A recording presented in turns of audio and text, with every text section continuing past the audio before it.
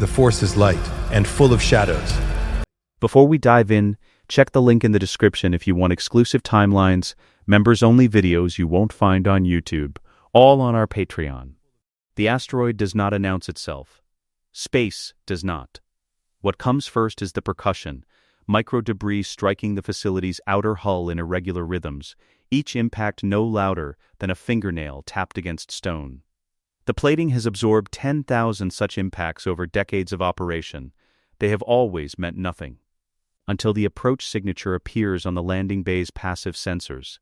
The docking bay officer, a Kalidahin, pale and large-eyed, with the particular stillness of a species that has never needed a mouth to communicate, looks at the readout. He does not speak. He broadcasts outward through the low-frequency telepathic field his people maintain.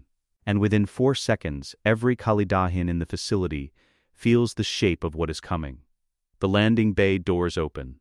In, out, in, out. It does not sound like medical equipment. It does not sound mechanical, though it is both. It sounds like something alive and armored and permanent, a rhythm imposed on a body that cannot maintain its own rhythm without it. The respirator does not quicken with urgency. It does not slow with caution. It simply continues, metronomic, absolute, as the black figure fills the corridor. 2 Kalidahin medics scatter from the hallway entrance. A medical droid behind them clips a wall junction trying to follow. Its alloy frame hits the durasteel floor with the sound of a conversation ending. The respirator fills the hall. Then, a child crying. High, thin, urgent, the sound of a newborn asserting itself against a universe it has not yet had time to distrust. It comes from behind the sealed door at the corridor's end. And beneath it, nearly swallowed by it, something quieter. Not crying, a different frequency entirely. The listener will not consciously register the second sound. That is not an accident. The delivery chamber door opens without a hand touching it. Darth Vader does not enter a room. He arrives in it. The delivery chamber, pale durasteel bolted to raw asteroid stone, the air carrying the faint mineral smell of crushed rock and medical-grade oxygen, looks very much like a room that has been waiting. Padam Amidala is on the medical table. She is conscious. The word barely applies. Her eyes are open, and she is breathing, and both of these things appear to cost something she no longer has a surplus of. The monitoring equipment flanking the table displays numbers that have been flagged critical. The numbers do not know how to represent what is actually wrong with her. There are no numbers for this. The 4 Kalidahin physicians are pressed against the far wall. They did not choose to move there. Their distress broadcasts at a frequency no human ear registers. In the room it manifests as a low, near subsonic hum beneath everything else. Luke is screaming. He arrived in this universe with his fists clenched and his lungs fully operational, and he is using both from inside the left warming unit. The medical droid turns. It has no capacity for fear, which makes it the only entity in the room not performing around its own. Lord Vader, it says. The mother is in acute cardiovascular distress. We cannot identify a physiological cause. Delivery is complete. 2 neonates, both viable, both. I did not ask you to speak, Vader says. He does not raise his voice. He has never needed to. The droid stops. His gaze moves across the room. Luke in the left unit. The Kalidahin along the wall, motionless. The monitoring equipment, its readouts descending. Padam, and then the second warming unit, to the right. Where the other child lies, 4 minutes old, wrapped in neonatal thermal fabric, and is not crying. She is not sleeping. She is awake. Her eyes, dark and fully open, are oriented upward, and she has already found something to pay attention to. Vader crosses to her unit. His gauntleted hand moves above the transparasteel cover. He does not open it yet. Anakin Padam's voice is the sound of water with no depth remaining in it. It is not weak. Weakness implies a state that could be corrected. This is something else. She is spending what she has left with the precision of a person who has never wasted anything in her life. He does not move toward her. The mathematics of what he has done to her, the volcanic shore, the moment his grip closed around her throat, do not reduce to a movement. They reduce to a respirator counting seconds, and the distance between them and neither of them crossing it. "There is good in you still," she says. "I know there is." The Kaladahin subsonic hum intensifies. They are a species of empaths by biology. What they are receiving from the two humans in this room will take their healers months to process. "Please," Padam says. Her voice loses its air pressure mid-word, not from grief, from simple physiological depletion. Both of them. "Let someone," her vocal cords stop. "She is mine," Vader says. Present tense. Not was, not would have been.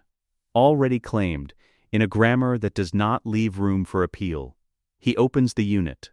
His right hand descends, the gauntlet that has closed around viewport glass, that has held an ignited lightsaber through 100 engagements. That is by any measurement an instrument designed for destruction, and it descends around the infant with a precision that has no business existing in something built for force. She is smaller than his palm. She fits inside it as though the geometry had been solved in advance. He lifts her. She does not cry. She looks at him with those dark eyes, Padam's quality, Padam's assessment. Reading him from 4 minutes of existence, and the respirator cycles once, twice, and the only sounds in the chamber are the mechanics of his breathing, and Luke still screaming, and the monitors, and the Kaladahin, their hum now something close to grief. "You are mine now," Vader says, barely audible above the respirator, not to the room, not to the dying, not to the galaxy, which does not receive a vote, to her. What follows does not deserve to be dwelt upon. 3 durations, 2 seconds, 3, 2, and the sounds that accompany them are brief and sequential, and then absent. The Kaladahin cannot scream. The medical droids are faster, metal, and then the floor, and then silence. He told himself the boy would be found. He told himself this was mercy. He did not ask himself whether either of these things was true. He had 600 meters of corridor between him and his ship, a fractured empire to manage, and a newborn daughter he had no idea how to keep alive. Darth Vader, the most feared instrument of death the galaxy had yet produced, walked through the silence of Polis Massa, trying to remember if he had ever actually held a baby. He passes Luke's unit on the way out. He stops. 3 seconds. The respirator marks them. Then he continues walking. The command shuttle is already spooling. He programmed the coordinates before he entered the facility. He always programs coordinates before he enters anything. 23 years of operational discipline do not pause for grief. He places Leia in the co-pilot seat. There is nothing appropriate in the shuttle to hold a 4-minute-old infant.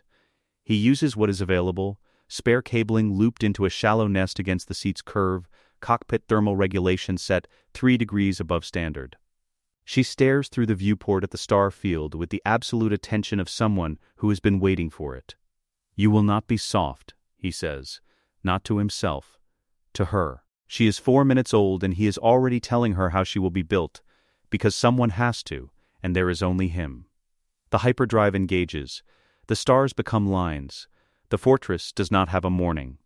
What it has is a transition, the automated systems cycling from night protocols to day protocols at 0500 local time, the corridor lighting shifting from low amber to working white, the ventilation increasing its rate by 6% to push fresh filtered air through the sublevels before the upper facility comes online.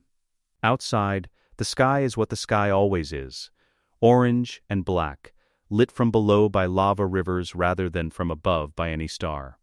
The twin moons of Jestafad's system are not visible from Mustafar's surface. Nothing gentle is visible from Mustafar's surface. In the sub-level nursery, the lighting transition happens at the same time as everything else, because Darth Vader programmed the nursery's internal schedule to match the standard Imperial Day cycle, 24 hours, to the second. Leia has been awake for 45 minutes. She is at her desk, a circuit diagram spread flat across the surface, one small finger tracing the path of a power relay from its source junction to its terminus. The stylus in her other hand makes occasional marks, not corrections to the diagram, annotations. She narrates problems to herself the way other children narrate games. "If this is drawing full current at peak load," she murmurs, "then this junction is the weak point." "So you'd want," Leia, Dit7 says. Wake cycle. Nutrition in 6 minutes. Deet 7's voice has been modulated to remove warmth without introducing hostility.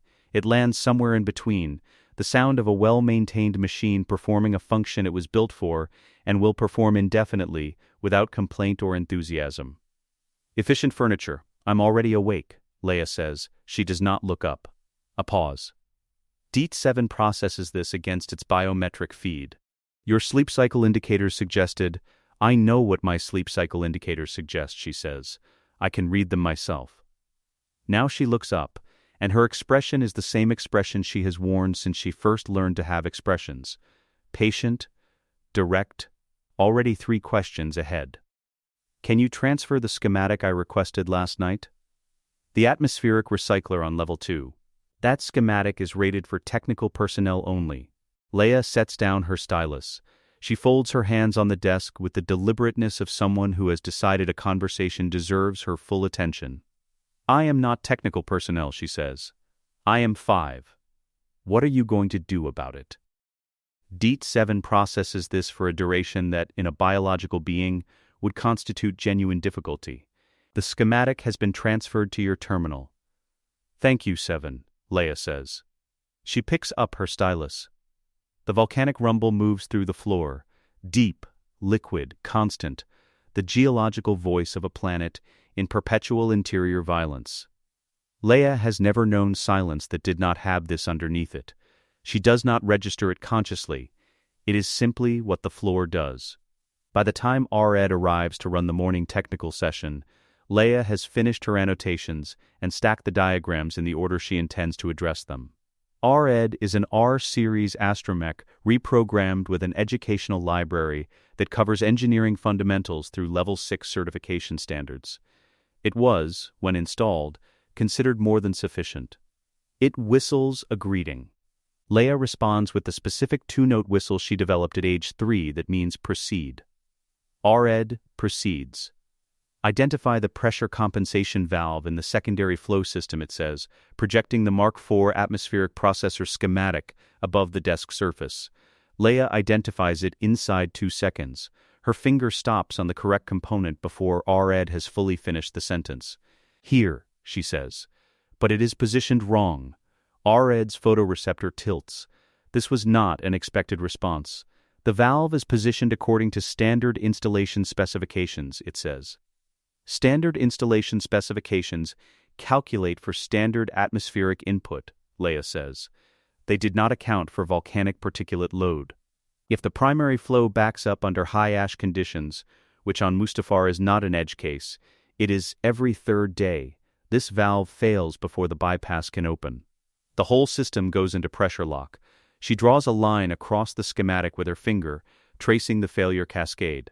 You would want the valve here instead, downstream of the secondary filter housing, where the particulate load has already been reduced. Red is quiet for 3 full seconds.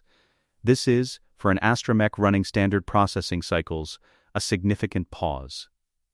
That assessment, it says, corresponds to a Level 7 engineering evaluation. You are 5. Leia looks at it. You keep saying that, she says, as though it explains something.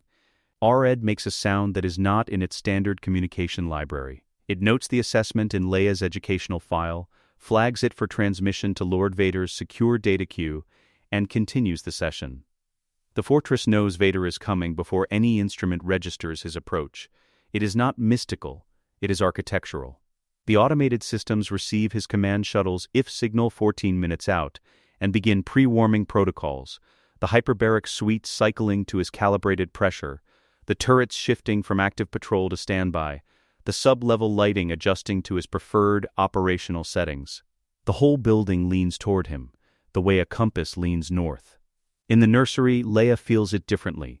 She cannot name what she feels. She is 5, and she has no framework for the thing that happens in her chest when she knows he is coming, the low register awareness, like a frequency just beneath hearing, that something significant is in motion. She has felt it her whole life. She has never mentioned it to anyone. She sets down her afternoon reading and waits. The sub-level corridor carries his footsteps differently than the upper levels do. The stone absorbs the impact, but the volcanic substrate beneath transmits it, and she has learned to read the difference between his walking pace and his operational pace. Tonight, it is walking. No injuries. Mission complete. He stops outside her door. The transparent panel between the nursery and the main chamber means she can see his silhouette. She does not look up. She traces a circuit path and waits. "You were gone for 23 days, she says. Red said 2 weeks. "Operations extended," Vader says. "What kind of operations?" "The kind that do not require your analysis." She looks up now. This is the ritual. She waits until he has denied her something before she looks at him directly, because looking first would be a concession she has decided not to make.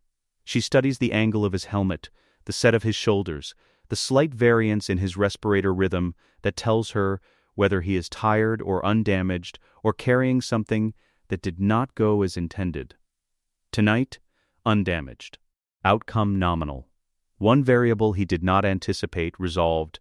She has read him her entire life through sound and posture. She does not know that this is remarkable. She has no other fathers to compare him to. Her eyes drop to his left boot. "You went to Lothal," she says. "There is volcanic ash on your left boot. It is not Mustafar ash, wrong color. Mustafar ash runs gray-black. That is brown-gray with a clay undertone. Lothal has clay volcanic geology." The respirator marks the silence. "You are correct," Vader says. "Were you successful?" "Yes, good," Leia says. She returns to her schematic. This is what they are. Not warmth. Warmth requires something that neither of them has been taught to produce at each other. What they have is information, and the mutual understanding that information shared accurately constitutes its own form of respect. She gives him her assessments without performing them. He gives her his confirmations without elaborating. In between, the volcanic rumble moves through the floor, and the recycled air moves through the vents, and the respirator marks the seconds. It is, in its own way, a functioning form of love. Neither of them would use that word. Neither of them would be wrong. He leaves when his suit's calibration cycle prompts him toward the hyperbaric suite. He does not say goodnight. She does not expect him to. She wakes at 02:17 local time, with a sharp, short cry, and then nothing. Not loudly. She has never learned to cry loudly, because crying loudly in the fortress produces no result other than DIT 7 arriving to run a medical diagnostic, and Leia has decided she is not interested in being diagnosed. The cry is involuntary. It stops before she is fully conscious, and then she is sitting upright in the dark, breathing carefully. The dream. It comes every few months, with variations she has learned to track.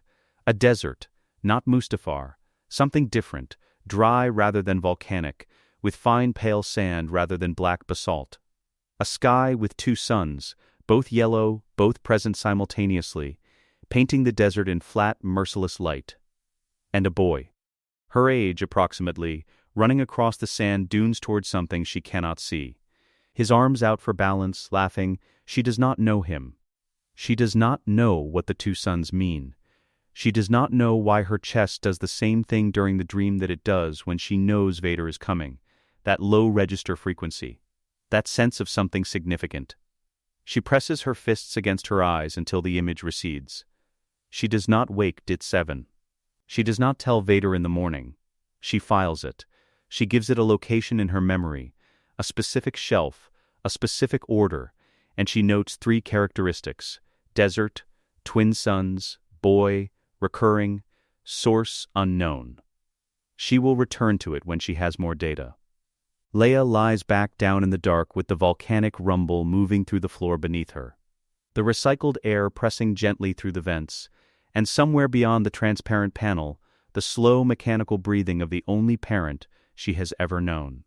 She is asleep again in 4 minutes. The fortress holds them both. The combat deck sits 3 levels above the sublevel nursery, and 1 level below where the carved stone transitions into natural volcanic basalt. The architecture stops, and what remains is the planet itself, its geological noise moving up through the floor in irregular low pulses, something breathing underneath them. The space is 40 meters square. The ceiling clears Vader's helmet by a fraction more than he requires, and a fraction less than makes it comfortable. Whether this is coincidence or his own design, Leia has never asked. She suspects she already knows. She stands in the center of the floor, The practice blade in her hand is deactivated, heavy enough to discourage carelessness, underpowered enough to permit survival. She is 10 years old. She has been holding a blade since she was 8. She is not afraid of it. She is, however, not going to tell him that. A Jedi, Vader says, would begin with breathwork. He is pacing. He does not pace often, the suit's energy systems are calibrated for efficiency, and pacing is inefficient. When he does it, it means he is constructing something, arranging the components of an idea in the correct sequence before presenting them.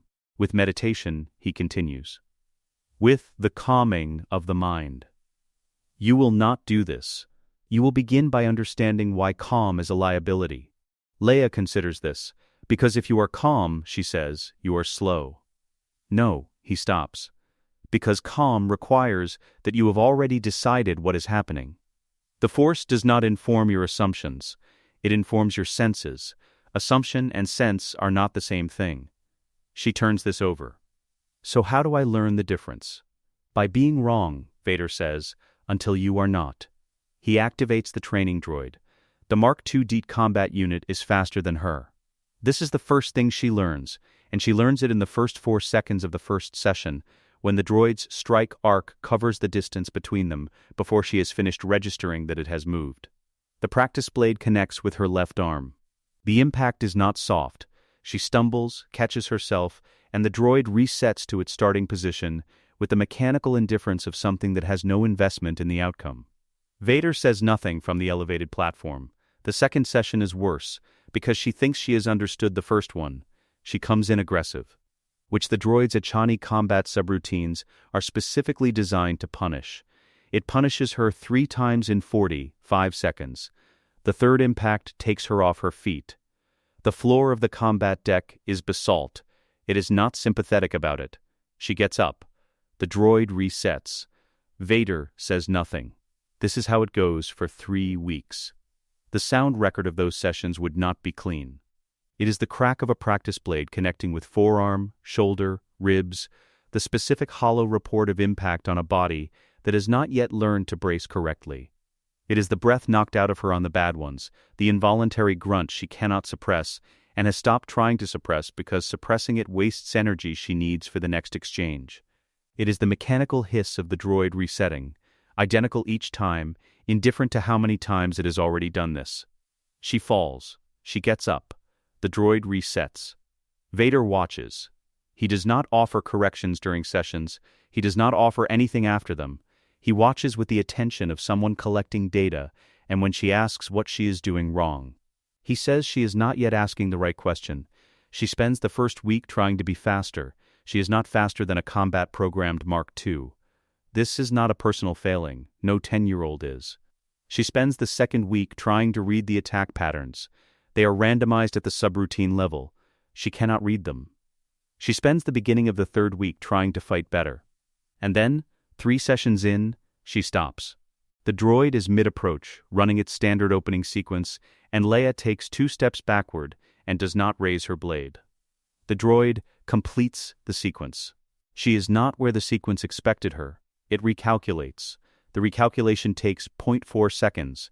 She does not use those 0.4 seconds to attack. She uses them to look at the maintenance access panel on the training deck's east wall, which she noticed 6 sessions ago and has been cataloging in the background of every session since. The panel covers the floor junction housing for the deck's primary power routing. She has been counting the droid's attack cycles, not to predict them, but to identify the single window in each cycle where the droid's positional arc brings it within 3 meters of that panel. The window is 0.8 seconds. It occurs in the 4th exchange of every cycle. She has confirmed this across 11 sessions. She waits for the 4th exchange. The droid comes in on its established arc. She steps into it rather than away from it. The droid's strike is calibrated for a retreating target. The blade passes over her shoulder. She is already moving toward the panel. Her hand finds the housing release by feel, because she mapped it with her eyes 6 sessions ago and has not looked directly at it since. The power coupling comes free. The droid's left leg servomotor housing is 2 meters away. The coupling makes contact. The discharge is sharp and bright and violent. The smell of burned circuitry hitting the recycled air in a hard chemical wave. the unit collapsing in a cascade of sparks that dies in stages from the leg joint upward. Then, it is on the floor, and it is very still. Leia straightens. Her hair has come loose. She is breathing hard. She is holding a power coupling. "I win," she says. "You cheated," Vader says. The register of his voice is something she cannot immediately classify. Not anger, not approval, something between the two that she has not encountered from him before and does not yet have a name for. "No," she says. "I changed the parameters. There is a difference." He comes down from the platform. He crosses the training floor and stands before her, enormous and black, the red lenses level with her upturned face, and she meets them the way she has always met them. Directly, without the adjustment, the instinctive repositioning that she has watched fully grown Imperial officers perform in his presence. She has never understood the flinch. He is simply her father. He is mechanical and permanent, and he is simply her father.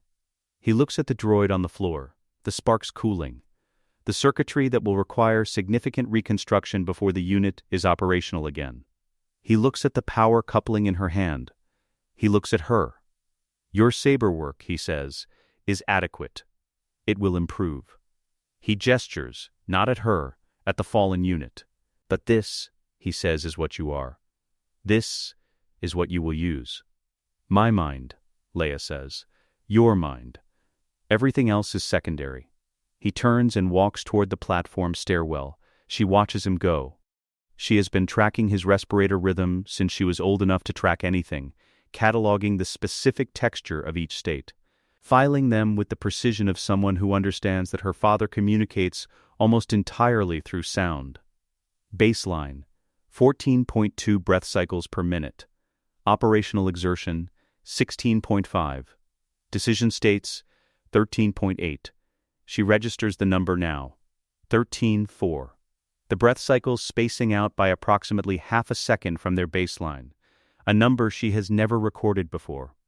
A state she does not yet have a category for. She files it. She will name it later. Right now the evidence is sufficient. Something in him has responded to what she just did, and the response did not reduce to displeasure. She sets the power coupling on the floor beside the droid's remains. She picks up her practice blade. She begins her cool-down footwork alone in the center of the basalt floor, the volcanic percussion moving up through her feet from whatever the planet is doing underneath them, which is the same thing it is always doing. Burning, the Force lesson, comes 4 days later. Vader arrives at the combat deck with a length of black cloth and holds it out without explanation. She puts it on without asking. The blindfold settles and the training deck becomes texture and sound and the low geological pulse from below. She orients by the proximity of the far wall, the air displacement from the ventilation to her left, the faint thermal variance through the east wall where the lava exterior radiates even through durasteel insulation. She notes these things the way she notes circuit paths, in sequence, without urgency. Then the room fills with moving objects. She registers them before she hears them, a sensation she has no name for, arriving half a second ahead of the auditory input, like knowing a word before it is spoken. "What do you hear?" Vader says. 7 objects in motion, she says. 3 droids, 4 stones. The stones are in a circular pattern, rotating counterclockwise, radius approximately 3 meters from center. 1 droid is stationary to my left, 4 meters out. 1 is moving along the far wall toward the northern corner. 1. She stops. 1 is directly behind me, she says. It has a blade extended. "You did not tell me about a blade." "No," Vader says. "I did not. That was a test." Everything is a test. She turns, still blindfolded, the orientation precise, to face the droid behind her. She does not reach for her practice weapon. She simply turns to face it, so that whatever comes from that direction will find her already looking. "Then I would like credit," she says, for noticing before it reached me. "Credit noted," Vader says. The volcanic floor sends one long pulse through the basalt, deep and liquid, the planet grinding against itself far below. She keeps the blindfold on. She waits for the next test. The shuttle breaks through the upper cloud layer at 17 Tuffalo standard, and Coruscant opens beneath it like a wound that has never healed and never bothered to. Leia presses her fingertips against the viewport glass, not with emotion, with assessment. The planet is all surface, every kilometer of land buried under 300 levels of construction, every geological feature consumed by what sits on top of it.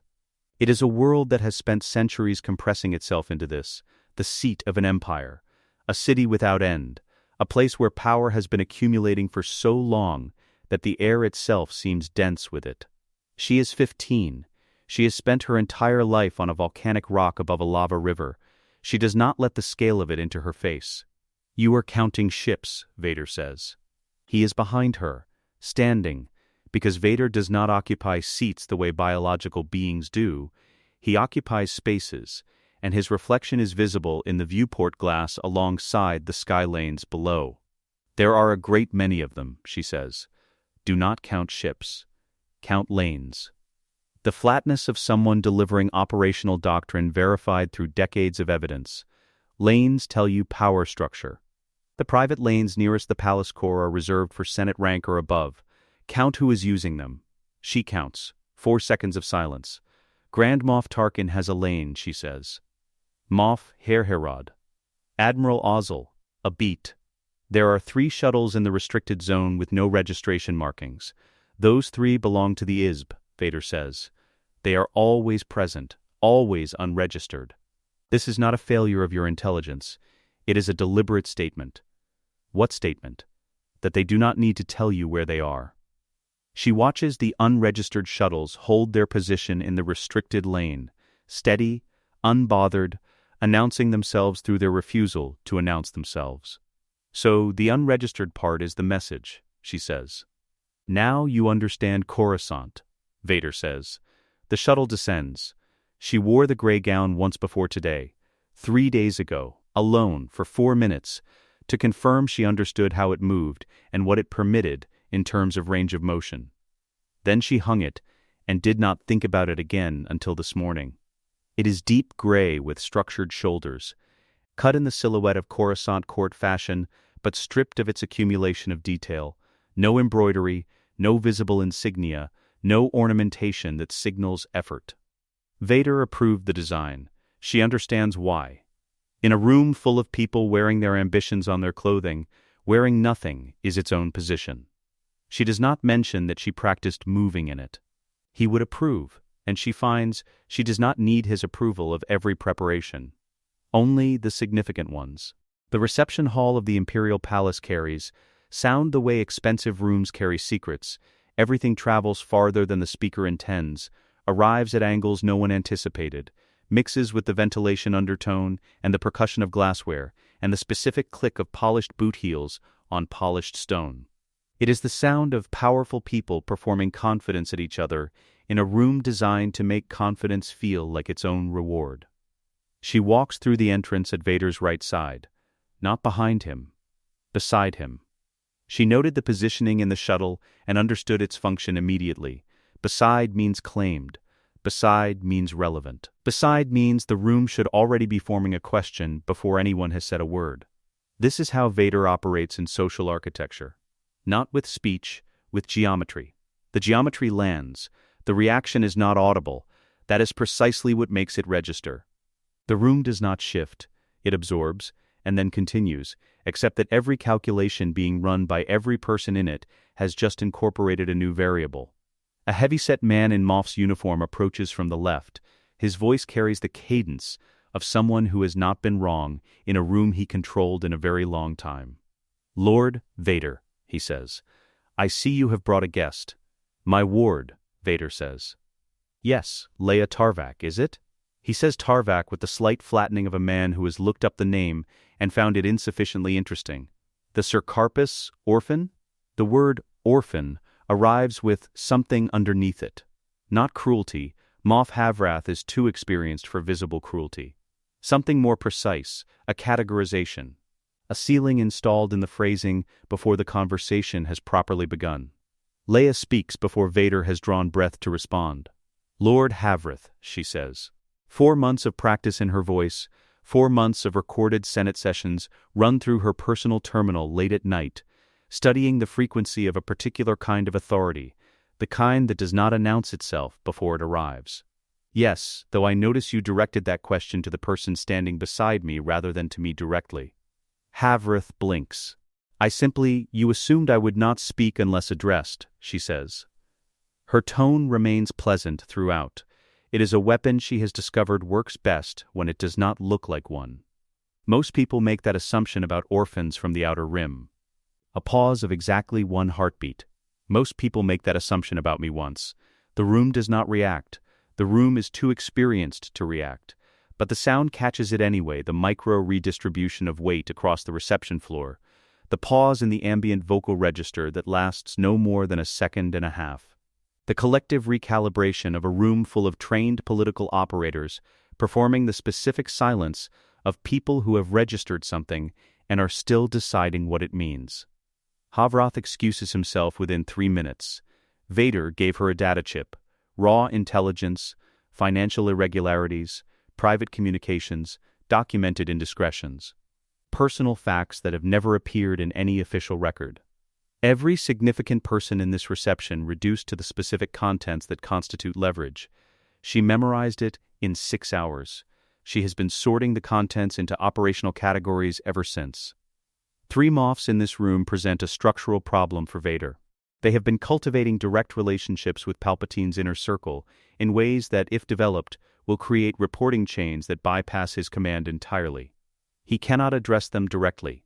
Any action he takes toward a Moff currently positioned in Palpatine's favor requires explanation, and explanation requires revealing the extent of his own surveillance. And that conversation with the Emperor is one Vader has calculated is not yet worth having. Leia addresses it instead. She does not do it dramatically. She does not approach the 3 together. She does not raise her voice or alter her expression or deploy anything that could, by any witness, be described as a confrontation. Over the course of 90 minutes she drifts through the reception the way guests drift through receptions, pausing at conversations, accepting a glass of something she does not drink, standing near the tall windows where the Coruscant sky lanes pulse in long streams of light. At 3 separate intervals, spaced far enough apart to appear coincidental, she finds herself near each of the 3. The first conversation runs 62 seconds. She raises the subject of Sercarpus agricultural yields, citing 3 figures from 3 specific seasons that she has no official reason to know. The Moff's face does not change. His voice does not change. By the time she moves away, his glass is motionless in his hand. The second runs 48 seconds. She asks after a homeworld she knows he emigrated from and then permanently avoided, specifically about a district he has not returned to in 14 years, and the reason he has not returned, which is sealed in a medical privacy file he paid a considerable sum to have buried. She does not mention the file. She mentions the district. He moves through 3 states in quick succession: confidence, confusion, and then a quality of absolute stillness that has no diplomatic name, but every diplomat in the room would recognize if they were watching, which they are not. The third lasts 29 seconds. She says almost nothing. She offers a name, a single name. A private name that does not appear in any communication between this Moff and anyone alive, and then asks pleasantly how the evening is finding him. He says fine. She says wonderful and walks away. Vader is at her side when she returns to his position. Well executed, he says. 3 words. From him, in that register, the equivalent of anything more effusive from anyone else. Havrith is still a problem, she says. He has nothing I can use yet. He is too careful. He will make a mistake, Vader says. They always do. She looks across the reception, the Moffs in their positions, the ISB officers she can identify by posture even in civilian dress, the entire grammar of power arranged across the hall in a language she is now reading fluently for the first time. Then I will be watching, she says. Around them the reception continues its performance. Crystal strikes crystal. Boot heels read the polished floor. The ventilation moves recycled air through the palatial space in long, invisible cycles. And underneath all of it, the respirator. Metronomic. Permanent. Completely out of place in this palace of glass and careful performance. Completely in command of it. The crystal comes from a dismantled Inquisitor saber. Vader brought it to her workshop 3 weeks ago, the weapon disassembled on a metal tray, each component separated and labeled with the precision of someone who performs autopsies on dead things as a matter of professional habit. The crystal lay at the center of the tray inside a transparent steel containment sleeve. Even through the sleeve she could feel it, not warmth, not cold, something with direction, something that knew which way was toward her and which way was away. She did not touch it that day. She looked at it for 6 minutes and covered it with a cloth and went back to her evening work. The following 3 weeks she spent reading everything available on Kyber crystal alignment. Not in any Jedi archive, those were inaccessible and she would not have used them if they weren't, but in recovered technical documentation from Inquisitor training protocols in Vader's private files, and in 3 fragmentary texts on Sith methodology she accessed, without asking his permission. He did not mention that she had accessed them. She interpreted this as permission after the fact. She learned what she needed to know. The crystal is bled. A previous owner, the Inquisitor whose saber this was, whose name she did not research because it was not operationally relevant, poured pain into it until it cracked along its internal fault lines and turned red. This is what Sith do to Kyber crystals. They torture them into alignment. The crystal does not accept this passively. It resists, then it surrenders, and what remains after the surrender is a red blade and something in the crystal that the technical documentation described, without elaboration, as permanent distress. She held the crystal without its sleeve on the 14th day and found this accurate. She begins the construction at 1600. The workshop carries the organization of someone who processes the world through its infrastructure. Component trays arranged by function. Precision tools ranked by frequency of use. Schematic printouts on the walls annotated until the original lines are nearly invisible beneath her corrections. She suspends the crystal in a force cradle above the work table. She is not yet fully consistent with force cradles. The technique requires sustained attention she can maintain for approximately 40 minutes before it costs her. But this is not an occasion for inconsistency, so she maintains it. Her hands move through the component assembly with the certainty of someone who has mapped this process in theory until the theory has worn grooves into thinking. She talks to herself throughout. This is how she thinks. Emitter matrix seats here, she says, to the work, to no one. Then the power cell, then the cycling field amplifier.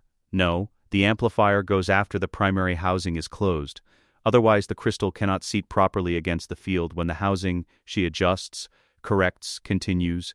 There, now, the housing. Now, the crystal. The crystal descends from the cradle into the primary housing. The moment of contact is audible. Not a click, not a mechanical registration of components finding their tolerance. Something organic. A frequency shift downward in the crystal's baseline hum.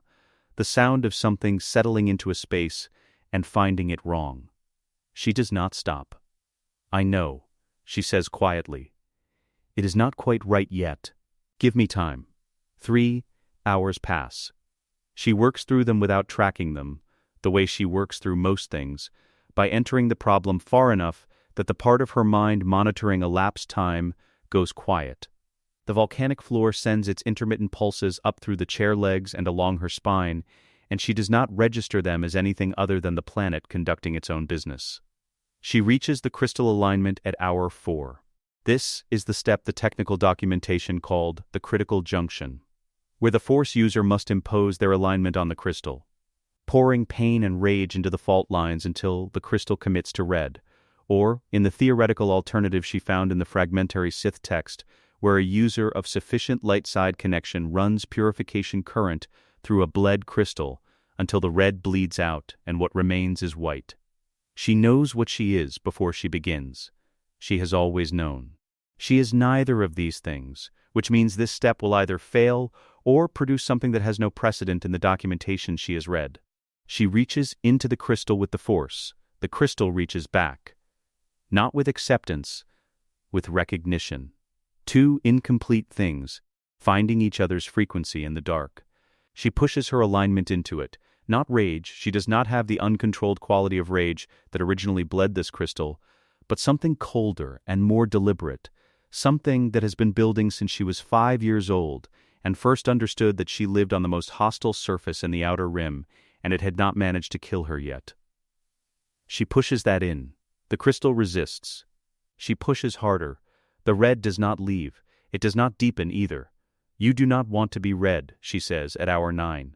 Her voice is quieter than it has been all day, carrying something she would not call pleading and technically isn't. "I can feel that. You do not want to be red. So meet me halfway." The crystal holds silence for 11 seconds. Then, the frequency shifts.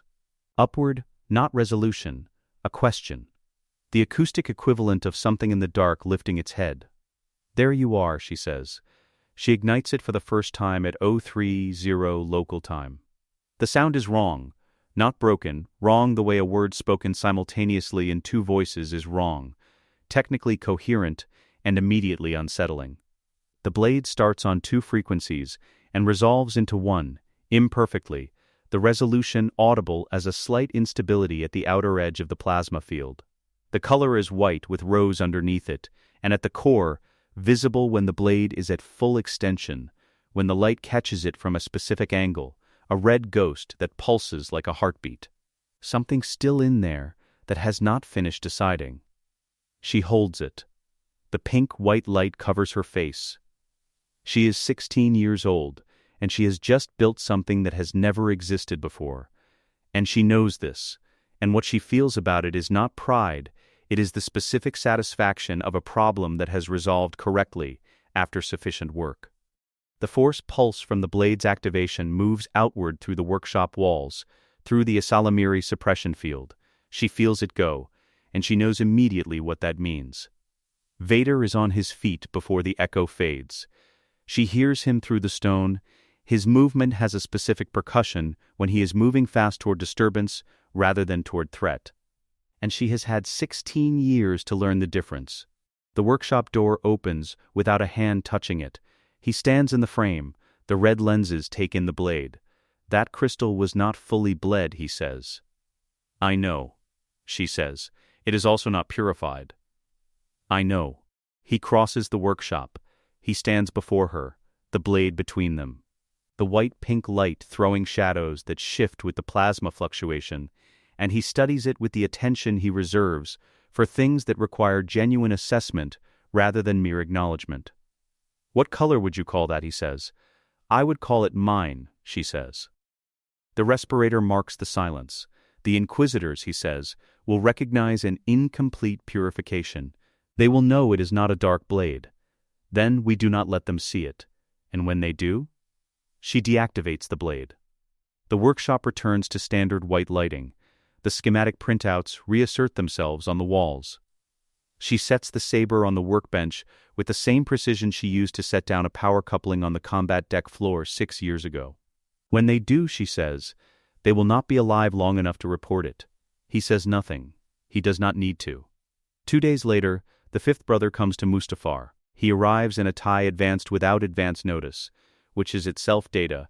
The Inquisitorius does not come to Vader's ground uninvited, except when it carries something it does not want transmitted. Vader meets him in the upper facility. Leia is in the sub-levels, the Salamiri field at full engagement, every force signature in the lower fortress locked to levels that read on external sensors as geological interference. She cannot hear the conversation. She sits in her workshop with the saber in its compartment and reads the delay in Vader's return like a document. In the upper level, the fifth brother delivers his physical report, data card pressed into hand, the specific theater of information that requires a face in the room to register. Then he mentions, in the register of someone presenting a curiosity rather than an accusation, that the Inquisitorius long-range array has been tracking an intermittent force-sensitive signature in the Mustafar system itself. Low, inconsistent, appearing and disappearing in patterns that suggest active suppression rather than natural variance. He thought Lord Vader should be informed. "I am already aware," Vader says. The fifth brother does not expect confirmation. The register of his voice shifts 2 notes. "You are aware." "I am conducting an experiment," Vader says. "It does not concern the Inquisitorius. You have no jurisdiction in Mustafar system operations without my direct authorization." "Of course, my lord. I only thought you are paid to hunt Jedi," Vader says. "Not to think in my presence." Return to Nur. The fifth brother returns to Nur. Vader comes back to the sub-level corridor and stops outside Leia's door. He does not enter. She looks up from her workbench and reads the set of his helmet, the angle she has catalogued over 16 years, as a variable I have not fully resolved. The clock has started, she says. Yes, he says. It has. She looks at the compartment where the saber sits. She looks back at him. Then we had better be ready, she says. The volcanic floor sends one long pulse through the basalt beneath them, deep and liquid and indifferent to clocks, to inquisitors, to the specific shape of the trouble now moving toward this fortress from a moon called Nur that orbits this same violent planet. She opens the compartment. She picks up the saber.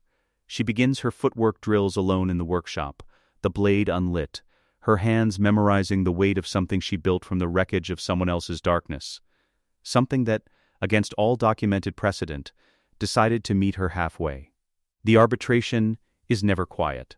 This is one of the first things she learned when she began traveling aboard it 3 months ago, that a vessel of this scale produces a continuous sonic environment that the crew stops consciously registering within a week of assignment. The engines vibrate at a frequency below standard hearing threshold, but the bones register it. The ductwork carries recycled air through channels broad enough to walk upright in, and the air makes a sound moving through them, not wind, something more institutional, the pressurized breath of a machine maintaining conditions for human life in deep space. Metal on metal percussion from the maintenance decks 3 levels below. Intercom fragments, distant, clipped to operational brevity. The Star Destroyer does not sleep. It continues. She has learned to work inside it the way she learned to work inside the fortress, by treating ambient noise as structural rather than intrusive, the way a building treats its own foundation. She is in the officer quarters Vader maintains for her use. They are spare, bunk, desk, terminal, a narrow viewport. The quarters of a person who uses space rather than occupies it. She has been working through intelligence reports for 4 hours when it happens. It is not dramatic. She wants to be precise about this. Afterward, when she reviews the sequence, it is not a vision, not a flash of imagery, nothing that could be called a waking dream. It is a frequency. Specifically, a harmonic in the force she has heard before. She sits very still for approximately 4 minutes. She does not close the intelligence file. She does not reach for anything. She runs the frequency through her memory with the same methodology she applies to everything, comparing it against known references, eliminating non-matches, narrowing the field. The dream. She has been having it since she was 5 years old, with variations she has catalogued across a decade. A desert with pale sand, twin suns, a boy her own age running, laughing, the quality of light flat and merciless and ancient. She has never been able to locate the dream because it arrived without geographic data, without coordinates, without anything that could be translated into a navigation chart. But this time the frequency has a direction. She extends her force sense outward along that direction, careful, deliberate, the way Vader taught her in the blindfold exercises. Not grasping. Tracing, the frequency holds steady somewhere beyond the ship's hull, beyond the star lanes, in a specific bearing that her training has given her enough precision to resolve into a general region of space. Outer rim. Dry, ancient, very old light. She holds the direction in her awareness and begins the analytical work alongside it. She pulls up navigational charts and cross-references what she can feel in the Force against what she can see on the screen. Binary star configurations in the outer rim. Desert classified worlds. Systems with minimal Imperial garrison presence, the kind of places where someone might choose to hide a child. She is 3 queries into the elimination process when the Force narrows it further on its own. She stops. Her finger is already over the screen. She is already looking at the right system. She looks at the name for a long time. Tatooine. She does not tell Vader. This is the first truly significant decision she makes on her own, and she makes it in under 30 seconds, approximately how long it takes her to model the available options and reach the only viable conclusion. Vader would either try to claim the boy, a complication the situation does not need, or identify him as a threat and remove the complication entirely. Neither of these outcomes is acceptable. Neither of these outcomes is something she is willing to permit. She tells Vader she wants a detour to investigate a rebel cell operating out of Mos Eisley. This is not a fabrication. The rebel cell is real. She has known about it for 3 weeks, and has been holding it precisely for a moment when she needs a pretext that Vader will evaluate as legitimate intelligence work. His approval takes 4 minutes. He sees no red flag, because there is no red flag visible. The detour is operationally sound. The fact that she has a second objective is not visible in any part of her presentation. The arbitration adjusts course. From orbit, Tatooine looks like the inside of a sun. The surface reflects light with the flat indifference of a world that has never developed the atmospheric complexity to filter it. She works alone. She has spent her whole life learning to feel the Force as information, shapes and distances and qualities she can read the way other people read instrument panels. In the officer quarters, with the engine vibration in her bones and the recycled air moving through the ductwork above, she sits with her eyes closed and extends her awareness toward the planet's surface below. Not searching broadly. Following the thread the frequency has already given her. It takes 2 hours. The signature is in the Junland wastes, small, intermittent, flaring in surges that have no consistent interval. She holds it in her awareness long enough to build a profile. The surges correlate, in their timing and texture, with someone working, hands on machinery. The specific quality of a Force connection that runs through tools and equipment rather than combat or meditation. Someone whose gift moves through the things they build and fix. Someone who does not know what they are. Someone approximately her age. She supplements the Force reading with the ship's surface mapping array, atmospheric density, life sign clusters, terrain analysis. Not Force detection. The instruments confirm what she has already found through other means. The grid reference narrows to a moisture farm in the Jundland wastes. She cross-references the farm's registration data with land use records, confirms it is occupied, confirms its location matches the Force thread she has been following since the ship entered orbit. She has him. She sits in front of the terminal for a long time without recording anything. Then she activates her personal log, the encrypted partition she maintains on a dedicated datapad that has never been networked to any Imperial system. Force-sensitive individual, she says. Her voice is the voice she uses when she is thinking rather than performing thinking. Quieter, more precise. The annotations she makes on a schematic before anyone else is awake. Age approximately 17. Tatooine grid reference 77 Genth. Signature characteristics, untrained, high potential, intermittent surges consistent with mechanical aptitude. Probably works with farm equipment and does not know why the machines respond to him better than they should. She pauses. The Star Destroyer's engine vibration moves through the floor and into the chair and along her spine. Through the narrow viewport at the room's edge, Tatooine is a tan crescent below. The harmonic signature, she says, matches the one I have been tracking since I was 5 years old. Another pause, long enough that the log would record several seconds of background ship noise and nothing else. He is my brother, she says. The wind, she can barely hear it, just the suggestion of planetary wind moving across a desert surface, transmitted through the hull as vibration rather than sound, pushes against the underside of the ship. I am not reporting this, she says. She closes the log. She does not go down to the surface. She models this option across a long sleepless night, lying in the bunk with the engine vibration in her bones and the recycled air moving through the ductwork above her and the distant intercom fragments from the night watch. She arrives at the same conclusion from 12 different angles.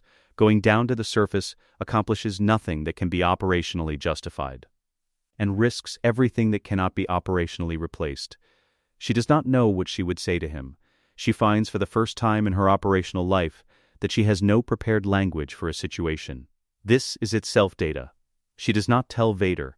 She has already committed to this. She does not tell anyone else. Because there is no one else in her life in whom she trusts this category of information. She files his coordinates in the encrypted partition. She gives him a designation. Ghost. She stares at the designation for a moment. Then, she leaves it. Then, and this is the part she will not fully understand until later, When she reviews the decision sequence and finds this step appearing, before she has any conscious memory of deciding to take it, she opens a secondary interface and pulls up the patrol routes of the 2 Imperial garrison satellites assigned to the Tatooine sector. Standard routes. Overlapping coverage in 40-minute cycles. The Junland Wastes region falls within standard scan parameters twice per cycle. She makes 2 adjustments. Small ones, the kind that accumulate through legitimate navigation variance over weeks of operation, the kind a garrison maintenance officer would attribute to atmospheric drag correction. She shifts the orbital inclination of each satellite by a margin so slight it requires 3 decimal places to express. She maps the new coverage pattern. A blind spot. Approximately 40 kilometers in diameter, centered on grid reference 77 Genth, the garrison will not notice for months. If ever. He will never know it is there. She closes the interface. She looks at the ceiling of the officer quarters with its standard Imperial geometry, the specific gray of a surface designed to be functional rather than looked at, and she calculates, in the manner she calculates everything, what the next required action is. There is none. She has done what can be done from here. He is protected from casual discovery. He is documented in a record no one else can access. He is, to every system she can reach from this ship, invisible. She has given her brother a security perimeter without introducing herself. Without confirming the connection through any means other than a frequency she has been carrying since she was 5 years old, and her own force reading of what that frequency means. And what her analytical work confirmed about it. The engine vibration moves through the bunk frame and along her spine, and the recycled air moves through the ductwork, and somewhere below, through the hull, through the vacuum, through the atmosphere of a desert world with 2 suns, a boy her own age is sleeping on grid reference 77 Genth, completely unaware. She sleeps in 4-hour intervals, as she always does. In the morning she files a report on the Mos Eisley rebel cell, thorough, accurate, a document that will result in 3 arrests and 2 asset recruitments, because she does not do things incompletely, and she does not mention Tatooine in anything other than a routing context for the rest of the arbitration's transit. She does not say his name to anyone. She carries it the way she has always carried everything that matters, filed precisely, returned to regularly, held in a partition where no one else has clearance, waiting for the moment when there is something she can do with it that will not cost him everything he does not yet know he has. The hyperbaric suite is the only room in the fortress where Vader removes his helmet. Not regularly. Not comfortably. But the suit's medical systems require full atmospheric recalibration at intervals she learned to identify by the time she was 9, and the calibration cannot be performed with the helmet sealed, and so there are windows, carefully bounded, quietly scheduled, where he retreats to the suite's pressurized environment and becomes, for a short and specific time, the man the suit is keeping alive rather than the man the suit has become. She has seen his face. She knows better than to speak about it. She is standing in the doorway when he calls her in, 3 days before the Coruscant departure. The suite's internal atmosphere is pressurized to its hyperbaric calibration. The air in here is different, denser, the humidity controlled to a level the rest of the fortress never reaches. The hum of the atmospheric management system is the only ambient noise. No volcanic percussion. No ductwork. Just the soft mechanical precision of a room designed to sustain something that should not, by any reasonable medical assessment, still be alive. He is in his alcove. The helmet sits beside him. In the low light she can see the shape of his face, the burns, the damaged architecture of someone who has been rebuilt rather than healed. She has looked at this face for 18 years, and she has never permitted herself to react to it. He breathes. Without the respirator, the sound of it is labor, audible effort, the specific quality of damaged lungs processing air that is barely adequate for them, lower than the respirator's modulation. More human, more broken. The Emperor, he says, has requested your presence. Without mechanical amplification, his voice is rougher, quieter, the voice of a man who has been speaking through a machine for so long that without it, he sounds like an earlier draft of himself. She waits. He suspects, Vader says. He does not know. There is a difference, and you must maintain that difference for the duration of the audience. What does he suspect? That you are more than you appear. He does not yet know what more means in your case. She looks at him. What does he want me to appear to be? Exactly what you are documented as. A ward. An intelligent one, he will expect that, given who raised you. But not force-sensitive, not strategic, not a threat. So I need to be smart enough to impress him without being smart enough to make him nervous. He breathes. In the suite without the respirator's rhythm, his breathing sounds like weather, irregular, working, carrying weight. That is the narrowest corridor you will ever have to navigate. She is preparing to leave, to return to her quarters and begin the operational work of preparing for the audience, when he speaks again. The tone is different. Not instruction, not operational briefing. Something that exists between warning and preparation, and something older than either, something she does not have a precise category for yet. He will test you without telling you he is testing you. He will say things that are not what they appear to be. Do not show him that you know this. She looks at him carefully. How will I know when the test is happening? The damaged lungs work. The air moves through them with effort. When he is being kind, Vader says. The throne room of the Imperial Palace is built to a scale that has nothing to do with function. She understands this the moment the doors open. The space is not designed to hold meetings. It is designed to hold a specific quality of experience in the people who enter it. The experience of being very small in the presence of something very old and very certain of itself. The ceiling recedes into a maintained dimness. The floor is polished to a reflectivity that doubles the apparent height of every person crossing it. Her footsteps travel too far. The acoustic properties of the room were engineered to amplify the sound of approach, which means every step announces itself before the person taking it has arrived. Through the viewports along the far wall, Coruscant far below, and the wind, audible even at this altitude, moving across the exterior of the tower in a low sustained moan. She walks at the pace of someone mildly awed and completely controlled. This is not her natural pace. That is the point. Palpatine is in his throne. He is smaller than she expected. She registers this as data rather than relief. Small does not mean limited. Small means everything he has built fits inside a frame that does not announce itself, which is considerably more dangerous than the alternative.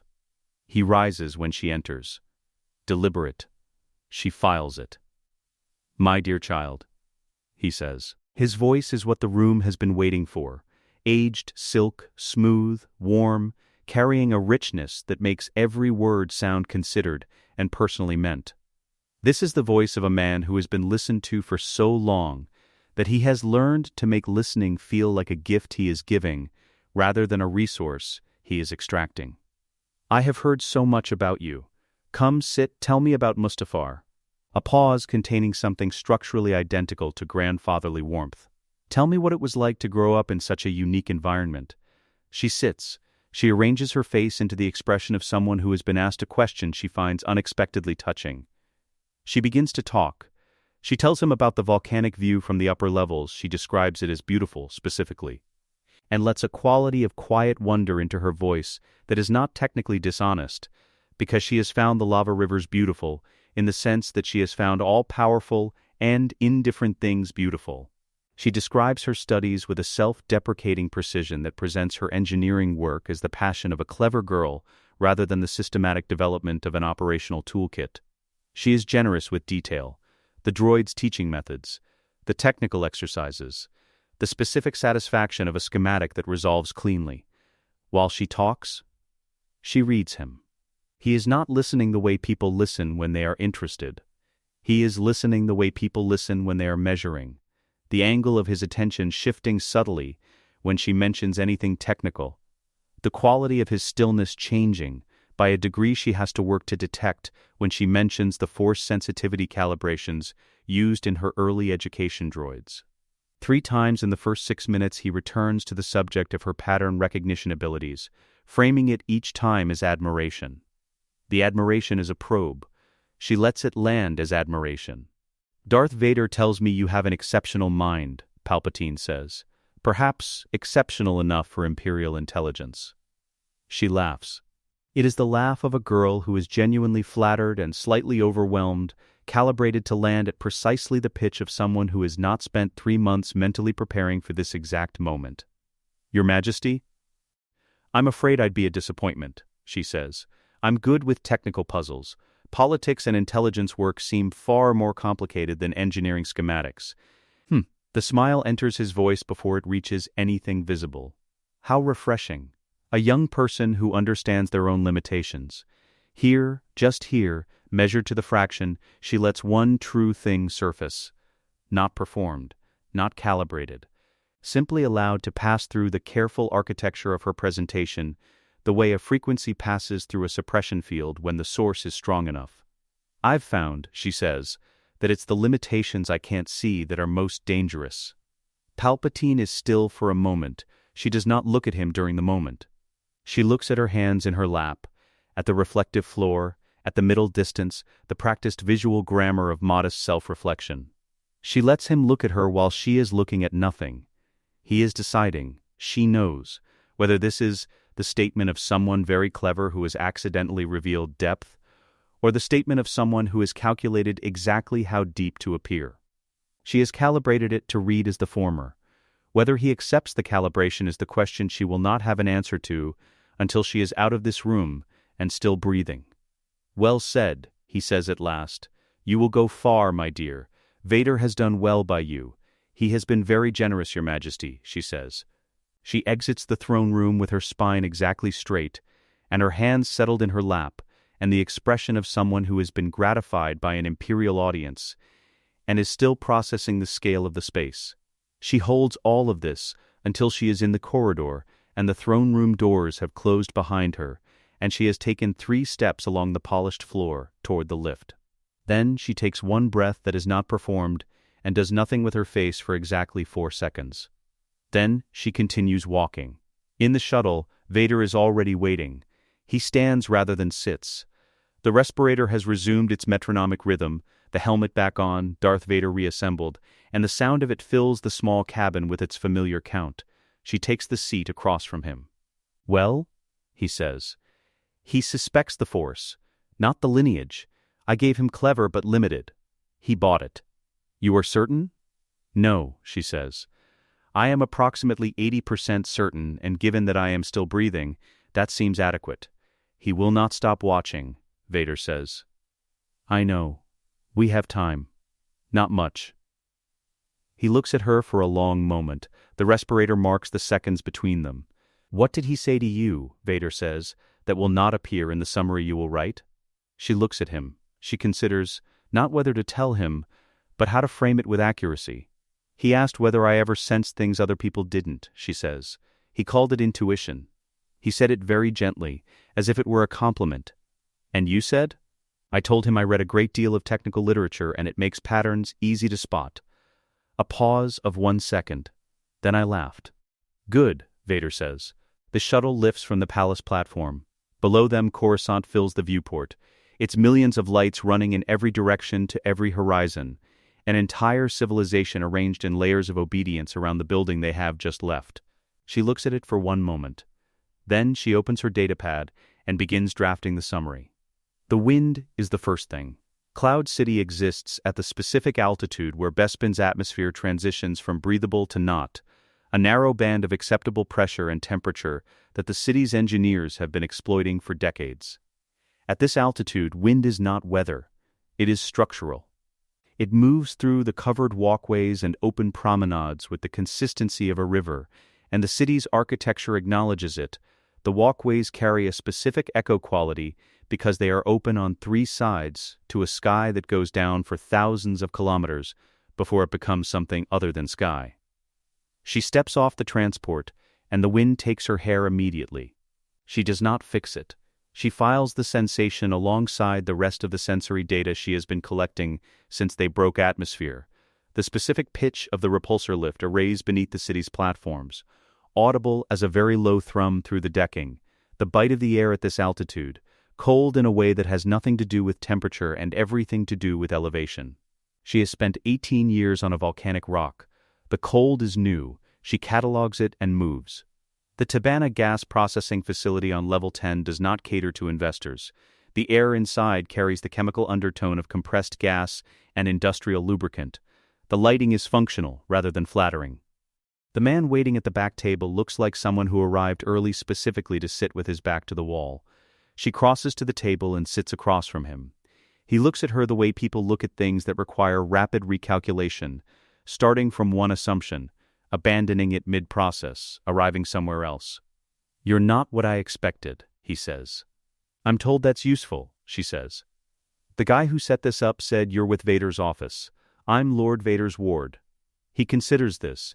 His eyes move across her. No insignia, no uniform, nothing that places her in any organizational chart he can access. "Right, so you're not Imperial. I'm sitting in a gas processing facility on the wrong level of Cloud City asking you specifically," she says.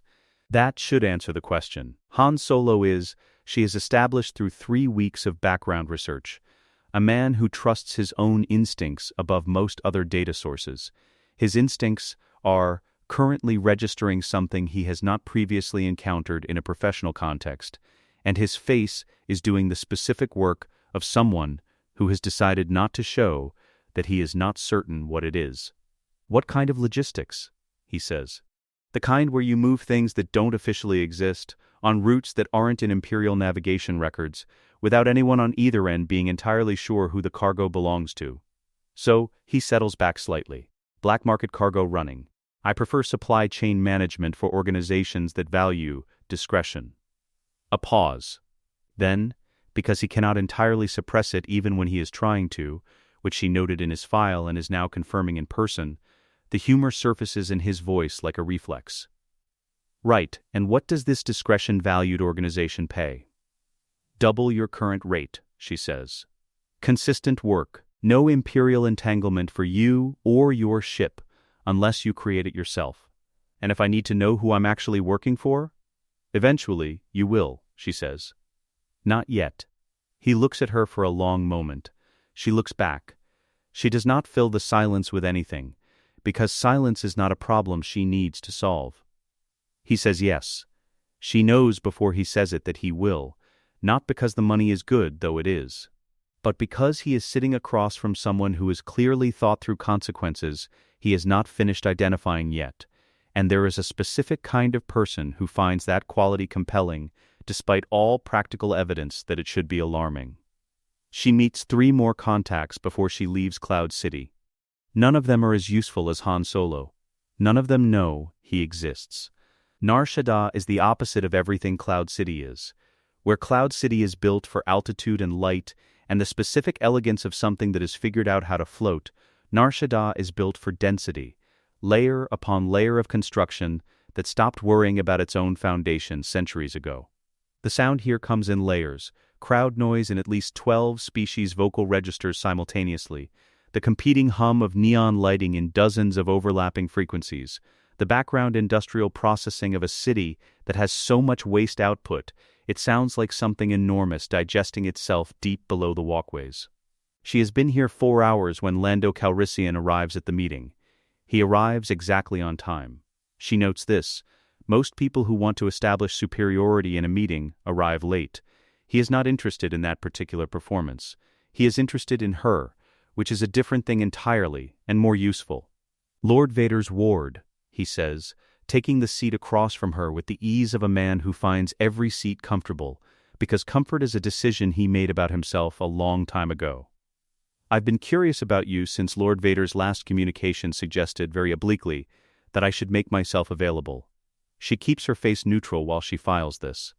"Vader moved pieces on this board without telling her. This is information about both of them." "He suggested that?" She says. "He said, and I'm quoting precisely, 'You may find it useful to be cooperative with my ward's business interests.'" Lando's expression carries the specific warmth of someone who genuinely enjoys the texture of a situation without needing it to resolve in any particular direction. From Lord Vader, that's practically a glowing endorsement. "Then let's discuss business interests," she says. She is direct with Lando in a way she was not with Han. Lando already knows too much, who she is connected to, what that connection implies, the general operational geography of the situation. Treating directness as a vulnerability with someone holding this much context would itself be the vulnerability. She tells him she is building a parallel power structure. Not rebel, not imperial. A third option, constructed in the gap between the two where neither side is currently looking. She needs Cloud City as a staging facility. She will provide ISP protection. She has 3 ISP officers who currently route their reports through her before they go up the chain, in exchange for logistical access and the cover of his legitimate operation. "You're 18, he says. 19 in 2 months, and you're proposing what is essentially a private empire. I'm proposing a mutual arrangement that keeps both of us operational when the current arrangement inevitably collapses." Lando's expression does not change, but something behind it does, a recalibration, the particular attentiveness of someone who has just heard a sentence he was not prepared for and is deciding whether to be impressed or alarmed, and finding that the two are not mutually exclusive.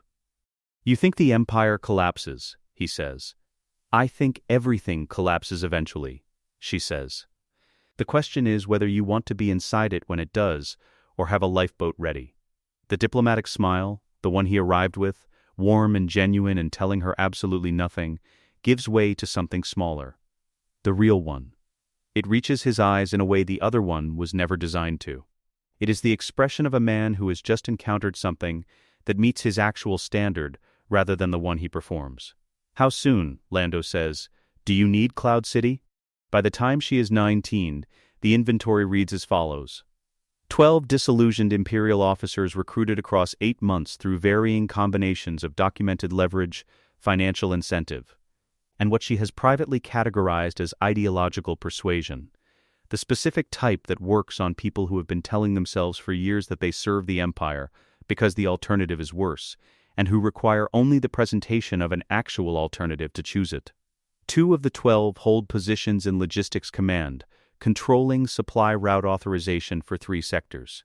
3 sit in Communications, giving her access to encrypted Imperial traffic before it reaches its intended recipients. 1 is embedded in the ISB itself, which is worth more than the other 11 combined. 6 carry fleet operational clearances that provide advance notice of military movements across the Outer Rim. Han Solo covers 14 systems. His contact network in the underworld is worth, she has assessed through 6 months of cross-referencing, approximately 3 times the value of his direct smuggling operation. It is the difference between a supply route and an intelligence substrate. He does not know she has assessed this. He does not need to. Lando Calrissian provides a legitimate shell, logistical infrastructure, and a staging facility that sits at the intersection of multiple supply lanes and reports to no Imperial authority she has not already compromised. He knows this about the ISB officers. She told him because he would have deduced it, and she finds it more efficient to give people information they will reach anyway. Hidden financial accounts. Assembled through a process of budgetary manipulation so incremental that the discrepancies have been attributed to rounding errors in 3 separate Imperial administrative departments, total enough credit to fund a small fleet and sustain it for 14 months of active operation. An intelligence library covering operational dossiers on every significant political and military figure in the Imperial hierarchy, built from a combination of her own research across 3 years of court attendance, the 12 officers' access, and the ISB intercepts she has been quietly archiving since the night after the Coruscant reception when she decided she would eventually need everything. She has called it the Shadow Network in her private logs for 4 months.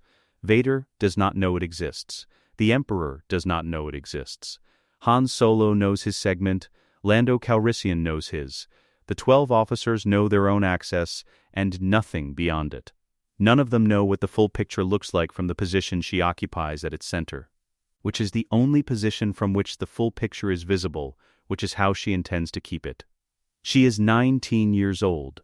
She is running a sovereign intelligence agency from the operational blind spots of the most powerful government in galactic history, funded by that government's own misallocated credits, staffed by that government's own disaffected personnel, and staged from a facility that government's own intelligence bureau believes it has completely mapped. She closes the inventory log.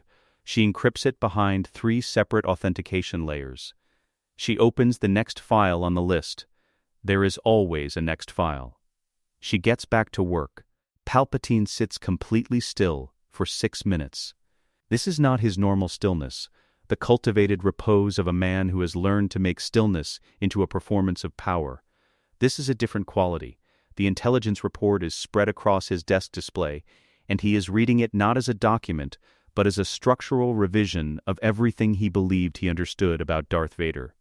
A daughter. Raised in secret on Mustafar. Force-sensitive.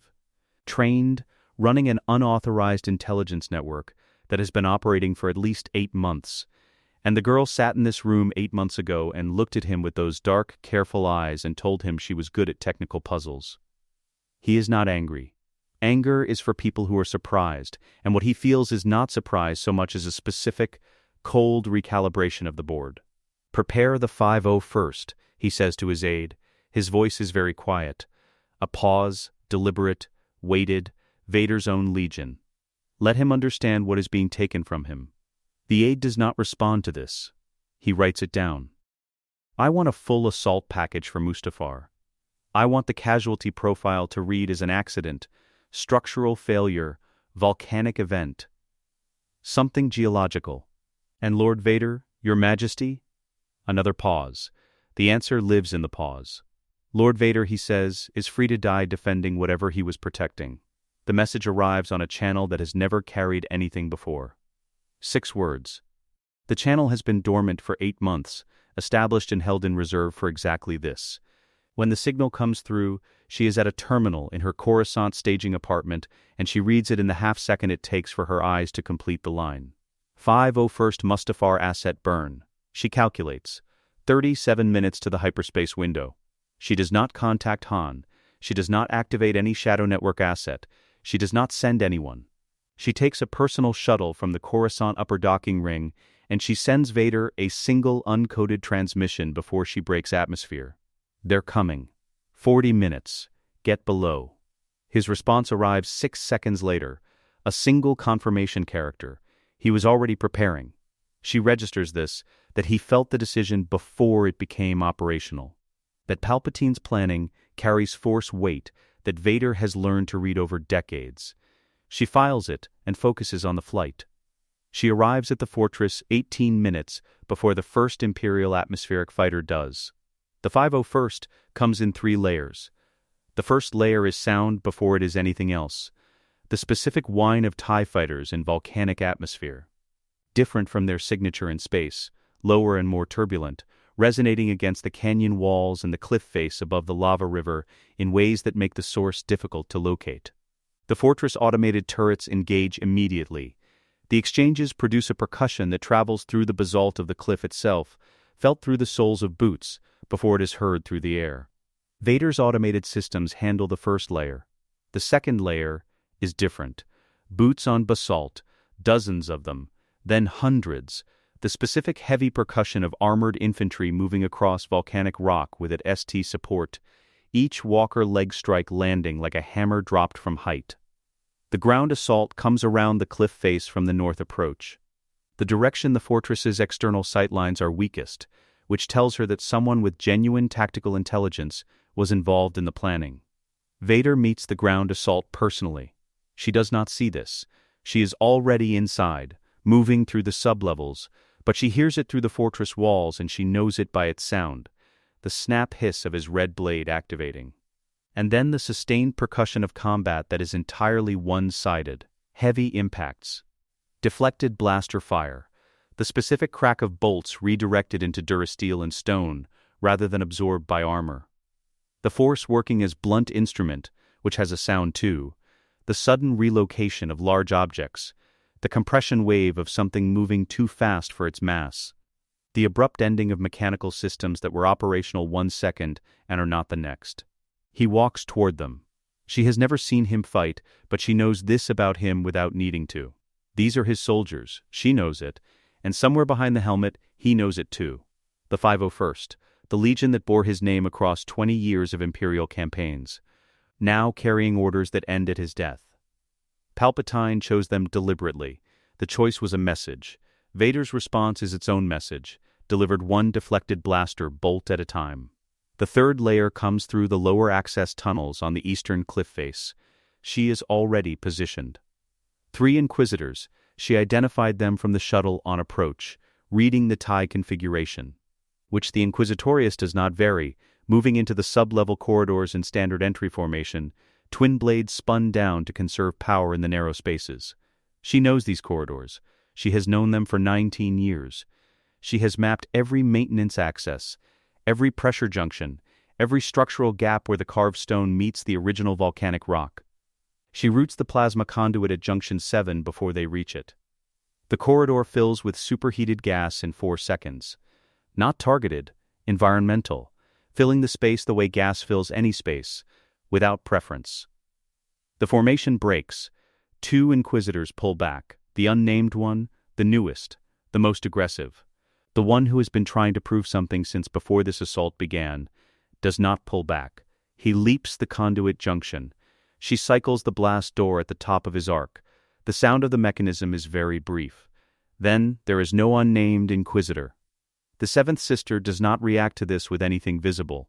She is too experienced for visible reactions. She enters the sub-level corridors at a different angle with the 5th brother taking the parallel passage, and Leia lets her come, moving ahead of her through 3 corridors, not running, positioning, leading her through the specific route that ends in the loading chamber off the secondary cargo bay. The loading chamber floor grid is rated for cargo repulsor operation. 6 meters of graded durasteel over a 6-meter drop to the cargo level below. The grid can be partially deactivated from the wall panel that the 7th Sister, entering from the north access, will have her back to. The 7th Sister enters the chamber. Her spinning double blade is active. The sound of it fills the space immediately, a rotating layered hiss, higher than a standard saber. Almost musical in its dissonance. Leia deactivates the floor grid section beneath her. The 7th Sister drops 6 meters. The sound of her catching herself, the force absorbing the impact, a concussive burst of controlled energy against the cargo level below, travels back up through the shaft. Then, the sound of her coming back up, fast, she comes up angrier. Her blade finds the rim of the floor opening. Her form as she clears it is correct, precise, exactly what decades of training produces. Leia draws her saber for the first time in actual combat. The two-toned blade catches the loading chamber light, white-pink, the red ghost pulsing at the core. When the blades meet, the triple-frequency collision is not like anything either of them has produced alone. The 7th Sister's eyes register it. She adjusts. She is better than Leia. She has 40 years of refinement that Leia does not have, and the saber work in the next 90 seconds confirms this in every exchange. She finds gaps.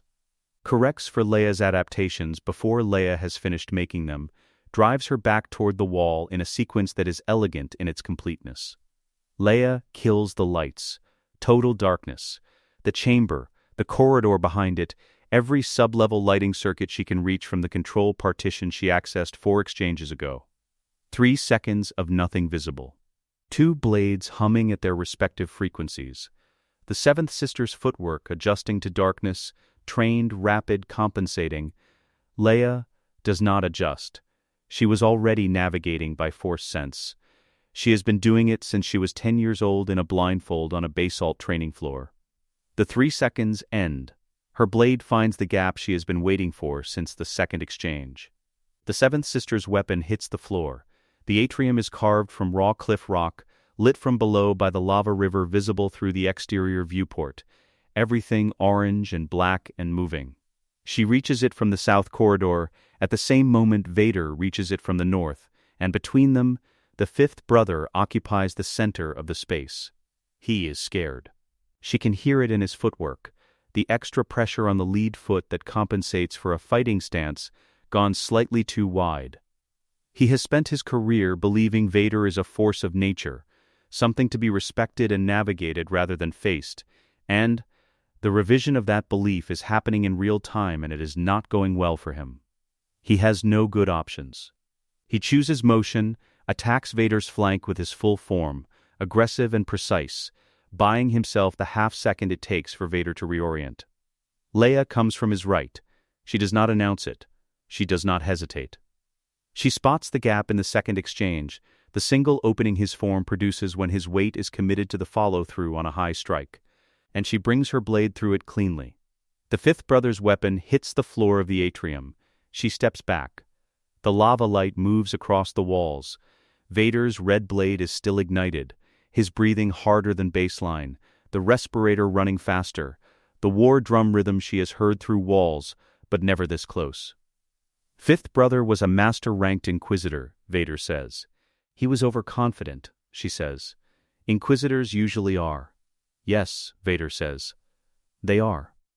The atrium is quiet except for the volcanic ambience pressing through the viewport and the respirator counting the seconds between them. The 501st withdraws to orbit. 40% of the ground force does not return to the landing craft. The upper fortress has taken structural damage. One level collapsed where a plasma conduit contact ignited a load-bearing junction, but the sublevels are intact. The Ysalamiri nursery, the workshop, the hyperbaric suite, everything below level 3 survived.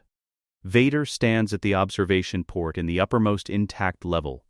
6 Star Destroyers fill the orbital band above Mustafar, holding position, waiting for orders that will tell them the assault has achieved its objective or direct them to begin a second approach. She stands beside him. We're leaving, she says. This is my fortress, he says. It is a building. The hyperspace window to the outer rim opens in 4 minutes. The exit route is already programmed. You programmed an evacuation route, he says. I programmed 6. I chose the one with the least ISB coverage in the approach corridor. He looks at the fleet. The respirator marks time. When did you arrange this? 3 months ago, she says. When I calculated there was a 32% probability that the ISB would trace the financial irregularities before I could complete the cover sequence.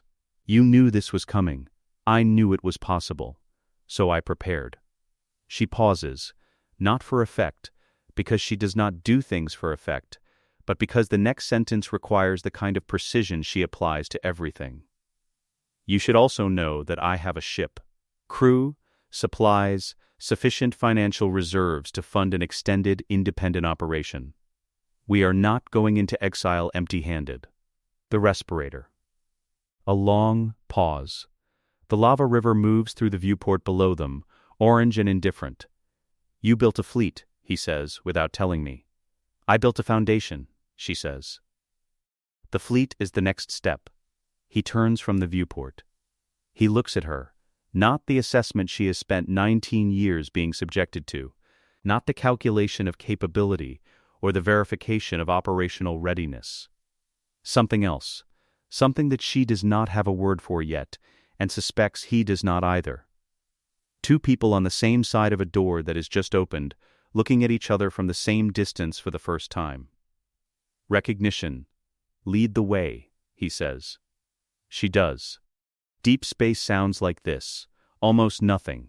The command cruiser runs at minimal engine output between stars, and at minimal output the vibration through the hull is barely a suggestion. Less a sound than a quality of the air itself, the way a room feels different when something large and quiet is breathing in it.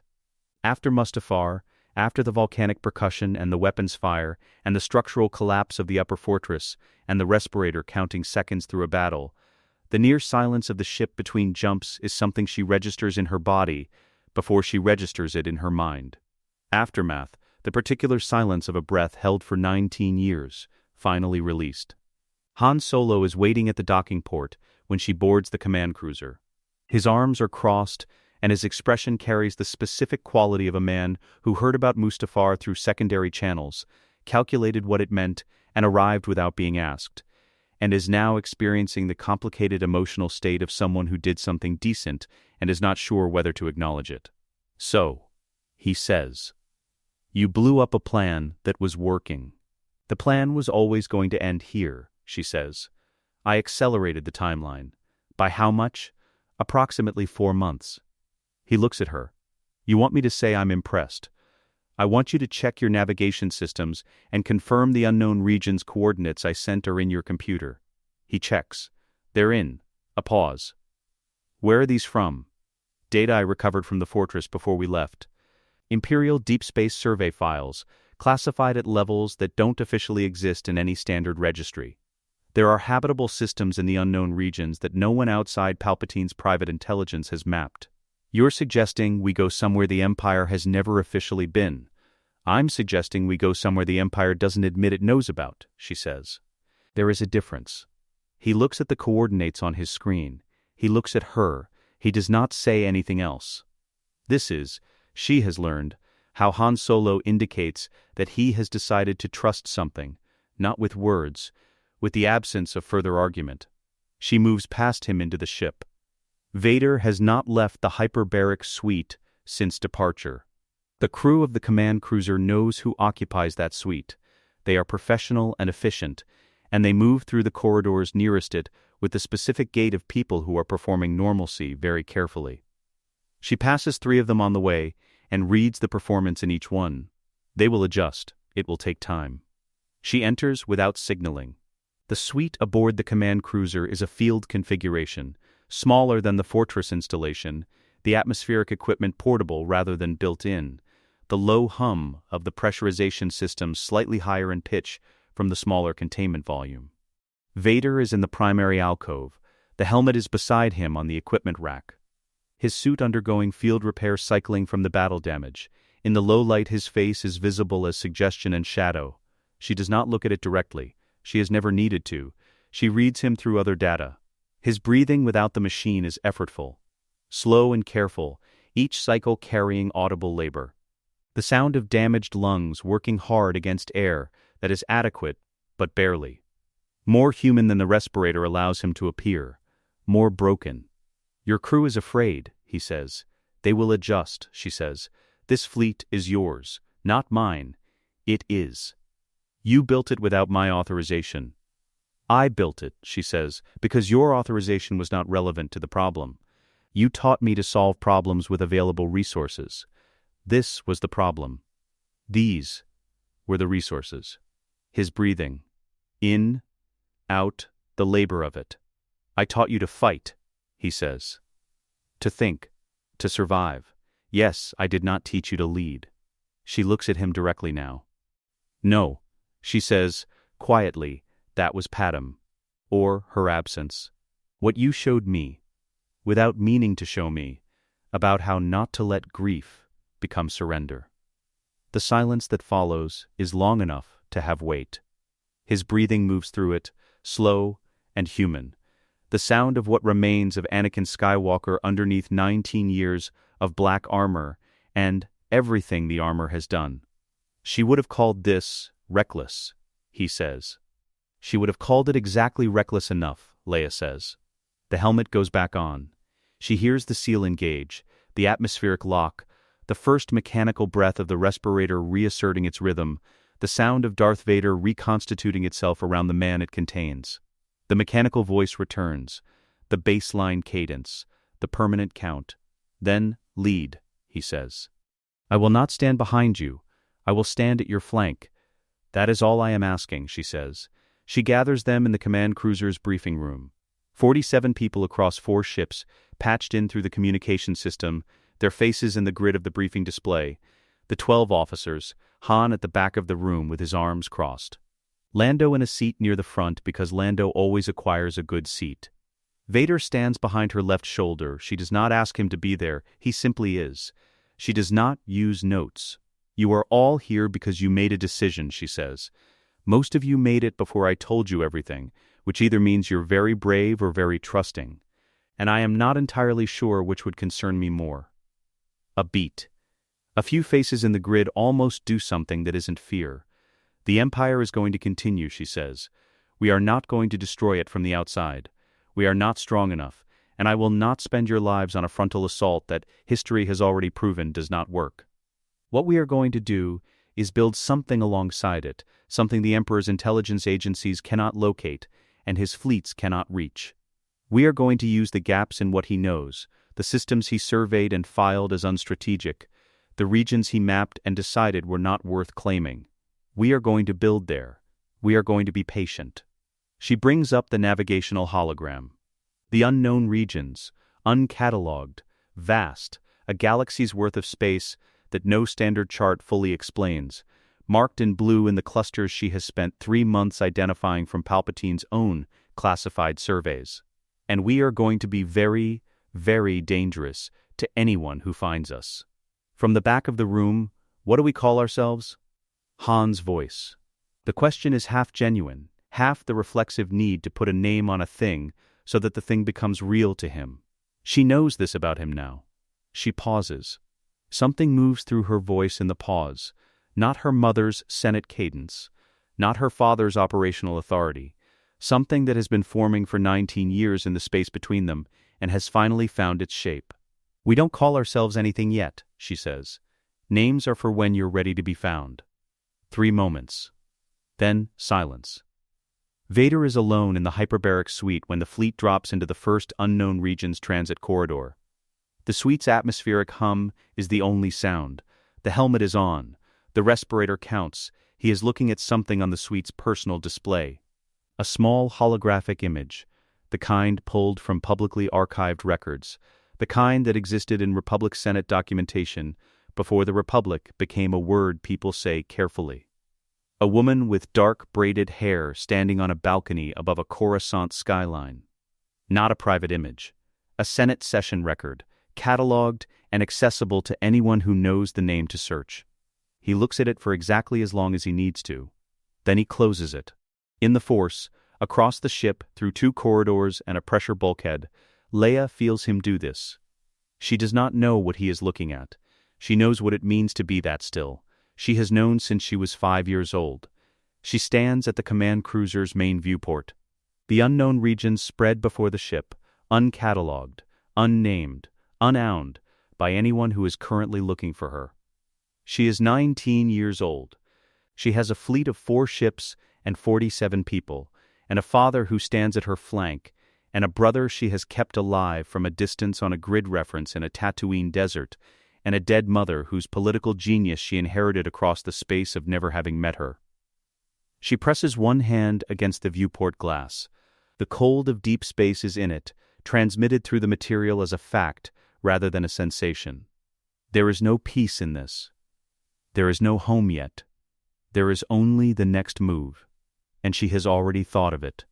She thought of it 3 weeks ago, and refined it twice since, and it is ready when she is. She smiles. Small, real, not about happiness. About certainty. In his throne room, Palpatine reads the damage report with the same stillness he brought to the original intelligence file. "My Emperor," the aide says. "The 501st confirms Lord Vader's fortress is destroyed. Lord Vader's status, unknown. No confirmed kill. Intelligence suggests he departed before the assault completed." Palpatine does not move. "And the girl?" "Also unaccounted for, Your Majesty. She departed with 4 vessels. We have no hyperspace trace. The throne room holds its own sound, the wind against the exterior of the tower, the hum of the overhead lighting, the particular quality of a very large space waiting. So," Palpatine says, very quietly. He chose her. He rises. He walks to the viewport. Beneath him, Coruscant fills the frame, its millions of lights, its layers of obedience, its civilization arranged outward from this building in every direction to every visible horizon. "Find them," he says. A beat. "Find them both." The Emperor spoke those words into the largest intelligence apparatus in galactic history. He deployed 32 agents, 4 Inquisitors, and 6 Star Destroyer battle groups to find them. He found nothing. Not for years. Because Leia Skywalker, the Princess of Shadow, the heir of House Vader, had built her kingdom in the one place the Emperor had already looked and decided wasn't worth keeping. And she was ready when he looked again.